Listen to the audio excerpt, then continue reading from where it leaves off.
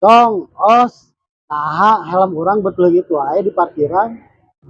Ya mah lain maling, tapi minahkeun takdir. Ah, sige boy mah sok lebay. Helm leungit mah biasa. Nu penting mah ulah iman nu leungit.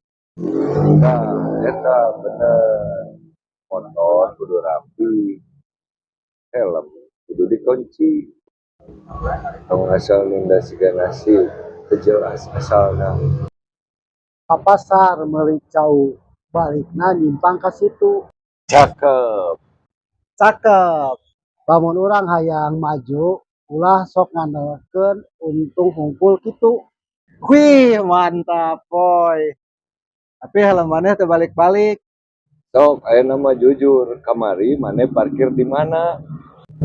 Di tempat biasa, seperti di gigireun motor hideung. Eh, tapi kabeh motor hideung. Eta mah lain ciri. Eta mah teka-teki. Makanya ingat hirup teh kudu teliti, lain saukur, inget mantan wae. Init kalemur mawa sapu. Sapu leungit diganti lidi. Cakep. Cakep. Lamun hayang hirup maju, disiplin teh kudu jadi fondasi diri. Aduh, jadi ceramah kieu tapi alus sih nyentuh kana hate. Jeung jentuh kanu dompet, jadi orang kudu meuli helm deui. Bae, nu penting urang diajar leungit barang bisa meuli deui.